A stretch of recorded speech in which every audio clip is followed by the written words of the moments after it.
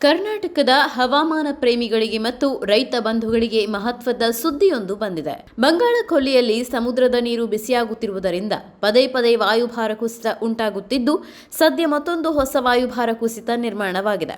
ಹಾಗಾದರೆ ಇದರ ಪರಿಣಾಮ ಕರ್ನಾಟಕದ ಮೇಲೆ ಹೇಗಿರಲಿದೆ ಎಂಬುದರ ಸಂಪೂರ್ಣ ಮಾಹಿತಿ ಇಲ್ಲಿದೆ ನೋಡಿ. ಬಂಗಾಳ ಕೊಲ್ಲಿಯಲ್ಲಿ ವಾಯುಭಾರ ಕುಸಿತವಾಗಿದ್ದರೂ ಇದರ ಕೇಂದ್ರ ಬಿಂದು ಭುವನೇಶ್ವರ, ಕೋಲ್ಕತಾ ಮತ್ತು ಬಾಂಗ್ಲಾದೇಶ ಸಮುದ್ರ ತೀರದ ಹತ್ತಿರವಿರುವುದರಿಂದ ದಕ್ಷಿಣ ಭಾರತದ ಮೇಲೆ ಇದರ ನೇರ ಪ್ರಭಾವ ಸ್ವಲ್ಪ ಕಡಿಮೆ ಇದೆ.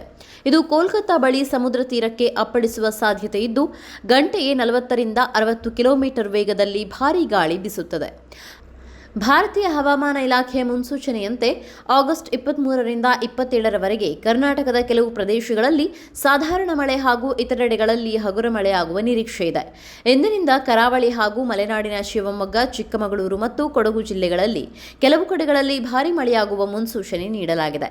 ಉತ್ತರ ಹಾಗೂ ದಕ್ಷಿಣ ಒಳನಾಡಿನ ಅನೇಕ ಸ್ಥಳಗಳಲ್ಲಿ ಹಗುರದಿಂದ ಮಧ್ಯಮ ಮಳೆಯಾಗಲಿದೆ. ಆಗಸ್ಟ್ 24ರಂದು ಕೂಡ ಕರಾವಳಿ ಮತ್ತು ಮಲೆನಾಡು ಭಾಗಗಳಲ್ಲಿ ಮಳೆಯ ಅಬ್ಬರ ಮುಂದುವರಿಯಲಿದೆ.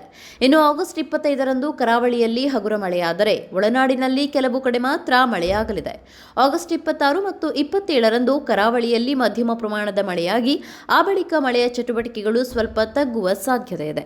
ಬಂಗಾಳ ಕೊಲ್ಲಿ ಮತ್ತು ಅರೇಬಿಯನ್ ಸಮುದ್ರದಲ್ಲಿ ಪ್ರಕ್ಷುಬ್ಧ ವಾತಾವರಣವಿರುವ ಕಾರಣ ಮೀನುಗಾರರಿಗೆ ಆಗಸ್ಟ್ 26ರವರೆಗೆ ಸಮುದ್ರಕ್ಕೆ ಇಳಿಯದಂತೆ ಎಚ್ಚರಿಕೆ ನೀಡಲಾಗಿದೆ.